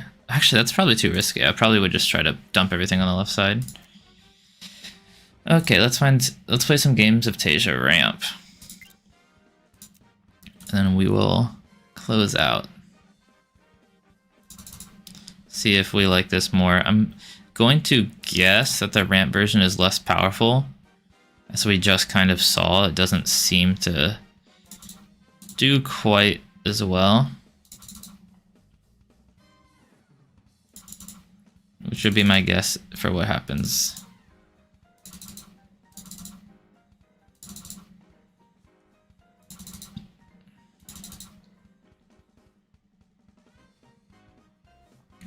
What are we playing? Are we playing the Spindle in the ramp version? I think that's what I'm missing here, right? Yeah. I think the Spindle is what you want. That version. Okay, we'll do a few games of Teija Ramp. Maybe only best of 3 for this one. So we went 4-1 with Teija Plants, which I think is a pretty good result. Now we're going to try Teija Ramp. We definitely don't want 2 Spindle or 2 Mana Reaping. Probably dump that. Hopefully we don't get double advanced on here, but I would guess we are. I think we're going Spindle into... Yeah, Sigismar is going to be rough for this. So already off to a pretty bad start with this first game. Gonna get double advanced on, and we didn't get a turn 0 ramp. That's a pretty bad start.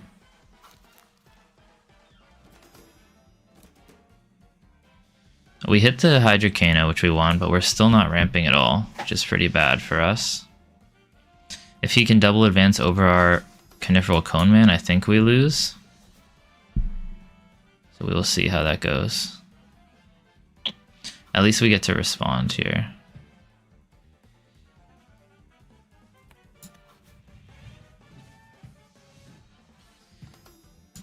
Okay, so we're still behind 2.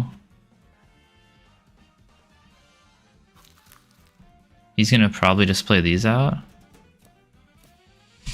This is interesting. I think we need to dump one of these and just go Bountiful Meadow into Mana Reaping this turn, and then next turn go Hydrocana.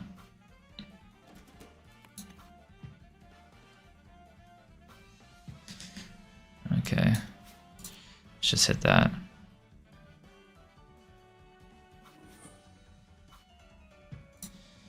Unfortunately, just due to the nature of how my deck's functioning, I'm going to be permanently down 2 since he got to double advance at the beginning. Of course, we're dumping one of these Ajas here. It's going to be an okay curve from here on out. Mostly just have to hope he doesn't win too hard these next few turns. Like, if he can remove this, then of course we're pretty screwed. If he has an Anubis, we lose. Definitely quite a bit of stuff that will cause us to lose, but I guess it's mostly just Anubis. Anubis is a loss. Because with Tough 3, he can't kill it otherwise. If he has rare Anubis here, we lose. Okay, that's good.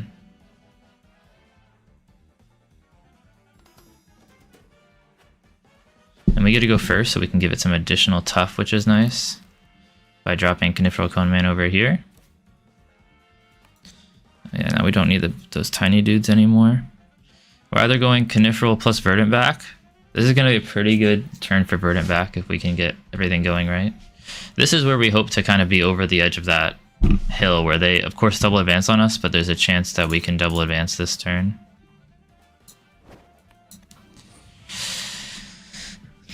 Just trying to see if they can maybe not remove this Hydra.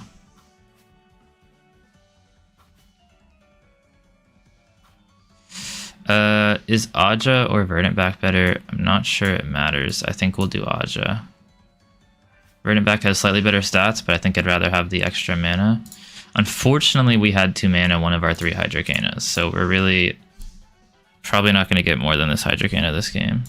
Okay, it looks like we'll get a double advance here, which is what we needed. So now we are tied, and if we can double advance again, we will win.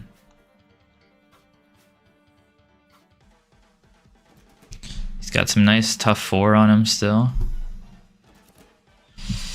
Okay, well, we don't need second Spindle. Can we use all this mana though? Like, maybe we want to just drop Spindle.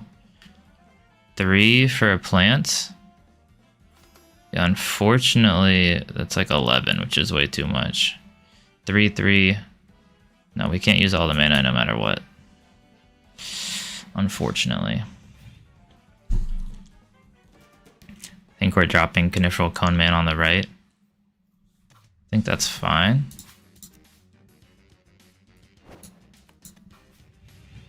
If you can't remove the Hydra, we just win.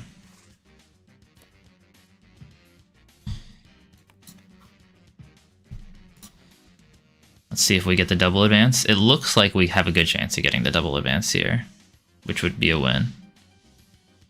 This is really what the Ramp deck wants to do, is go from, you know, sometimes you let them get the double advance on the first turn, and we end up by double advance on the last 2 turns and close it out. We're down 2 at the beginning, and then tied every turn after until we swapped it after the Hydrocana, which is really what the whole deck's based around.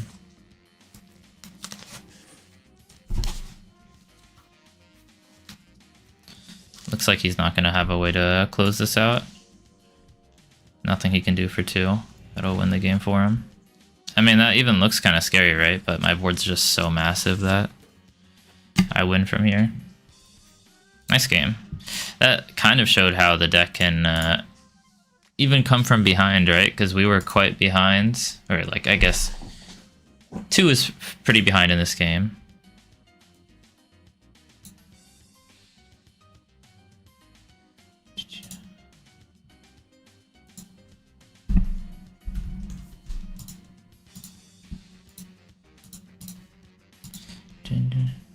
Having trouble finding someone this time, I guess.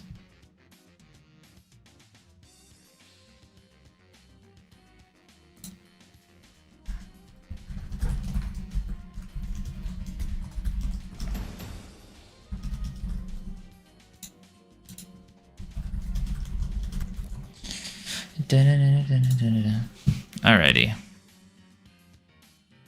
For a second I was like, did I open the wrong thing? Because we once again see no ramp, but we have a Bountiful Meadow.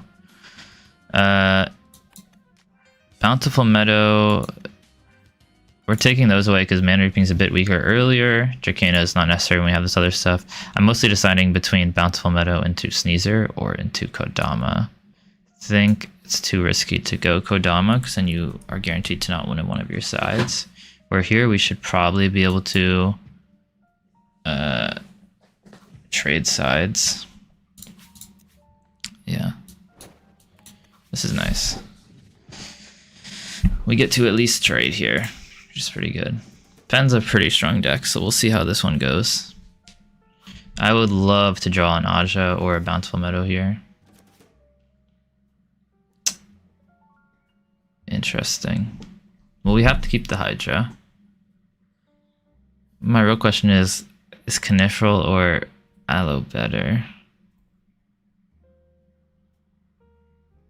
I almost think Aloe.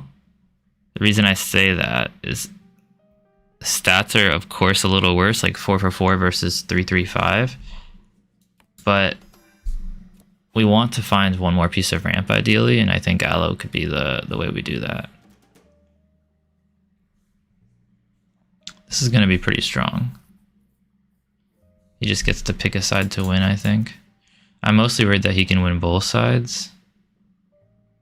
I think he can. So I kind of want to double up over here. Especially with a big old water stat. Just let him have the right side.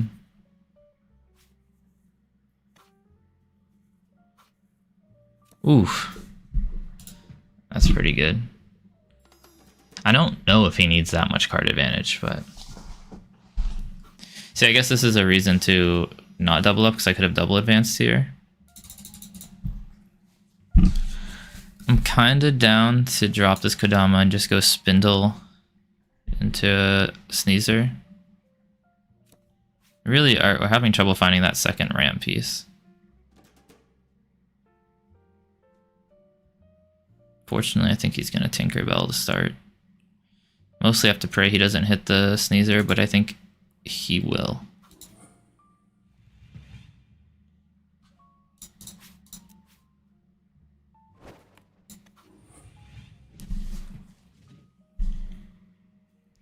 Why am I playing on this side? I don't know. I think I just am worried that he's going to double advance, which I think is like a fair worry. So of course Spindle is going to get sabotaged. That's not really a surprise. Okay, next turn we get Hydra. We'll see if that wins us the game. We will see. I think Verdant's just always weaker than Aloe, basically. Like, of course, rares are typically stronger. Ooh, it's pretty scary.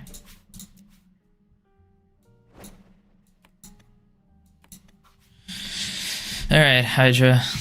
I hope we can ride you to victory. Tough 4 means he can't remove it this turn. Next turn I can also play double Aloe, which is like kind of clunky, but it could be nice. Unfortunately, the water doesn't matter. Maybe like we should have played Hydra here, but I'd like the opportunity to maybe double advance. I know he's maybe tempted into small step.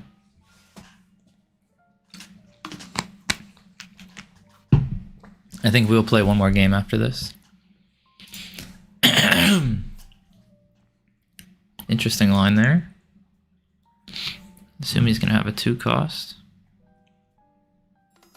So we double and he single. Okay, so we're 1 ahead now. This is so awkward. Kind of interested what he sees he drops.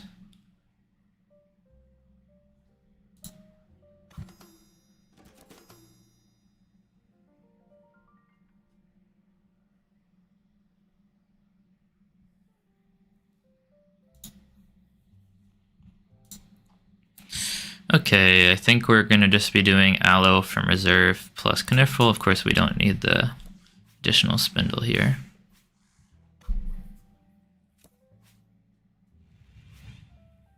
Fortunately, he gets to go first, so this is only a tough 3, which means it might die. But hopefully it doesn't.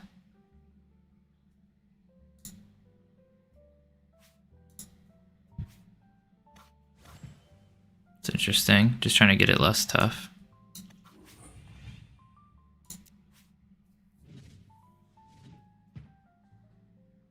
I mean, he might be able to remove it now. Tough 2, we'll see. Once again, the power of the rare here is going to make it so that he's out of stats, right?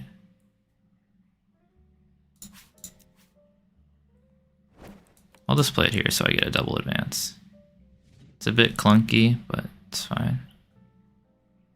He's really getting boned here. I mean, he's just going to Hathor pick something up, right? What? I don't know. This must be a first time playing that deck. Doesn't really make any sense to do that.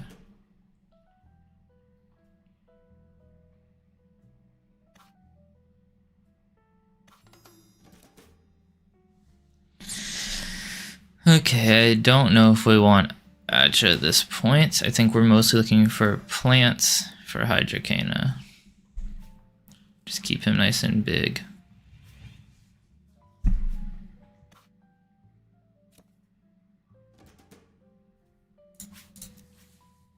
It's nice when you get to go first with this deck, because I really do want to play those plants first. Give this thing the beefiness it deserves. We'll just play the Verdant back here. It should be a easy double advance. As he just twinkle stuff for really no value. I mean, he spent 6 mana to twinkle something. Not sure what was going on that game. But we will do one more. 2-0 on the ramp deck.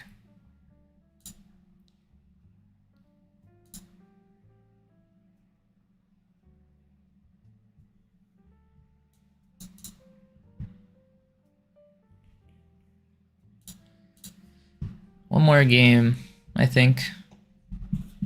I don't know if I'll do best of 5 with this deck. If we 3-0 sweep, you know, we don't need it. That's a best of 5 win already.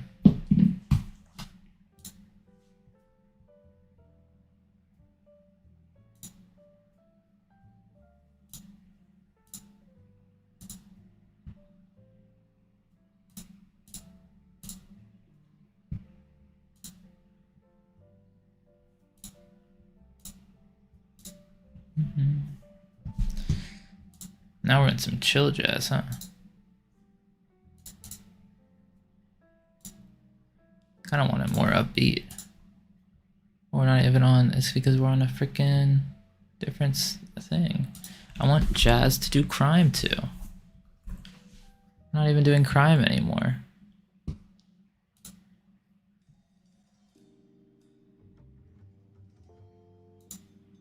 I'm trying to steal a big jewel. There we go. We're doing crime again.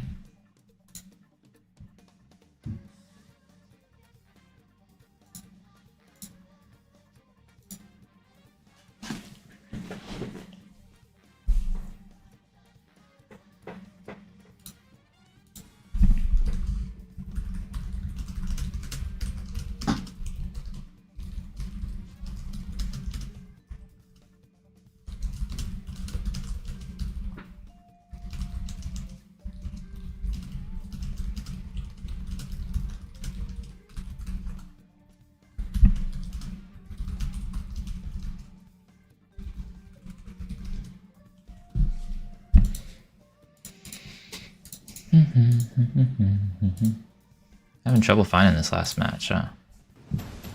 Oh, okay.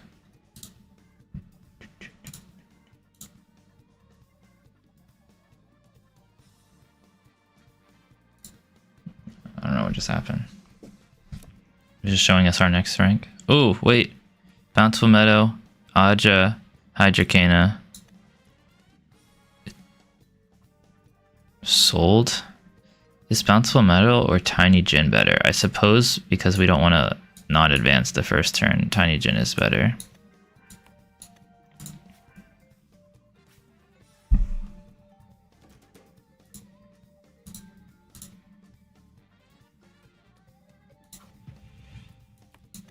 happy to trade expeditions here.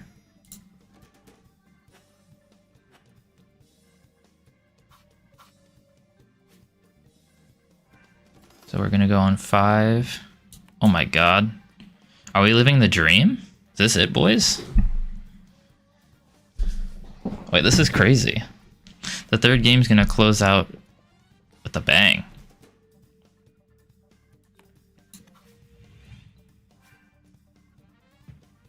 We're gonna go Hydrocana, Hydrocana. This is kind of crazy. If he can't remove them, I'm gonna be so happy. I'll be ecstatic. Thank you. I almost want to go Aja Spindle first, actually. Is that crazy? Just so they're at tough 3. Is it too greedy to go right off the bat?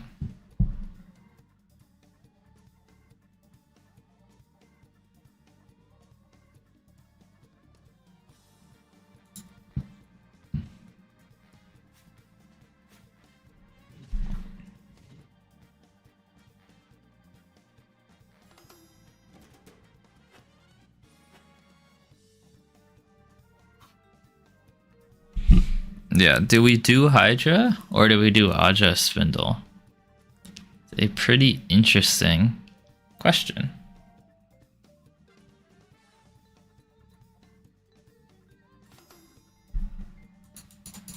I think we lose if we do Hydra and they just mana reaping it, right? I guess he gets to go first. So he goes first.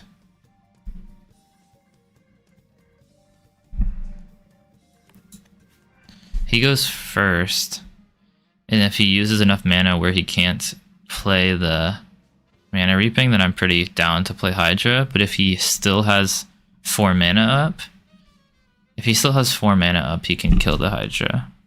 Which I don't like the idea of just throwing it out and getting exploded. So I think we'll wait and see if he has 4 mana after this first play or not. And then I think I'd rather Spindle first.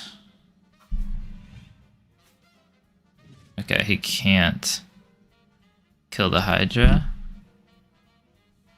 So we'll just Hydra this side. Hopefully for 2 mana he doesn't double advance.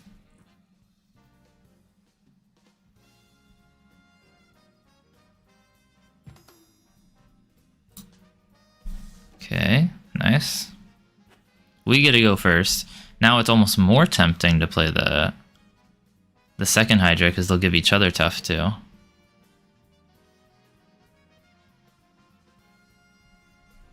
Yeah, of course we don't need double Verdant back. I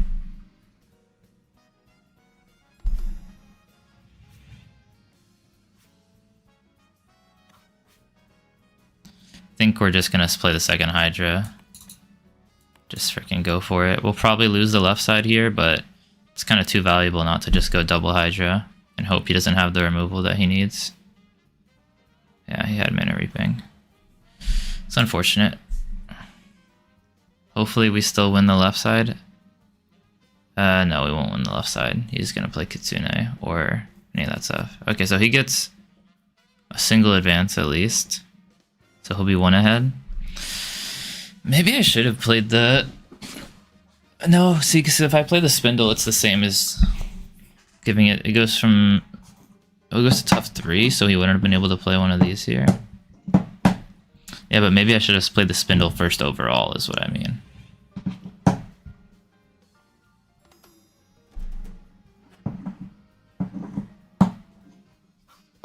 Ten mana is a little awkward with this hand.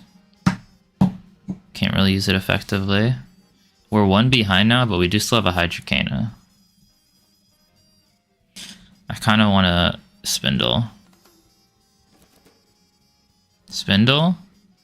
3, 6, 10. I think we'll drop a Cone Man.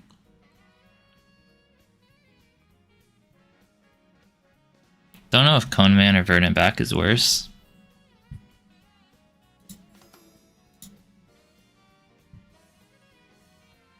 I think Verdant back's a little worse. Maybe better to have just the 2 Cone Men. Hopefully no second mana reaping or we're really sad.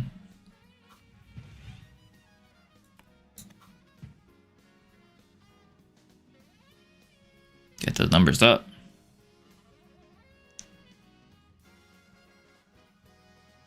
Mountain stat is what he needs. Maybe we're just playing Aja here. We'll see what else he's got. We're probably mana reaping this aloe vera is my guess. He's probably going just aloe vera Kitsune. Wait, there's no way for us to win mountain, right? This would be at 6. And he's going to be at 7 no matter what. So I think he just gets it. So might as well play this for some extra tough and then the ability to win it next turn. Overplaying the Aja. Now it's at tough 4, which should be hard for him to deal with.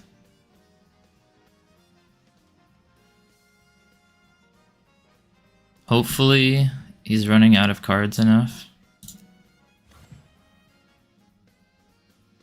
We're ramping him a bit, which is funny.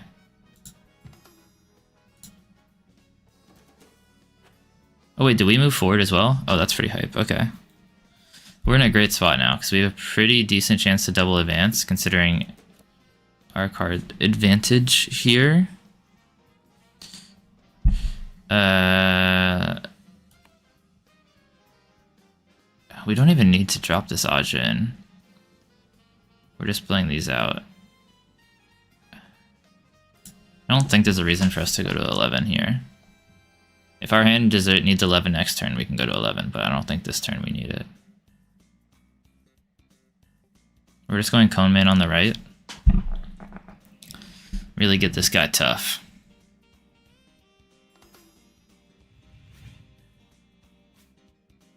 I don't know why these... I guess it's how they coded it, but it's kind of weird that they trigger like at the start of every turn. There's no Aja trigger. We should win from here. The Hydras are so good. This was kind of a dream game. If he didn't mana reaping it, it'd be even sillier. It looks like we'll come in for a clean 3-0 in the end.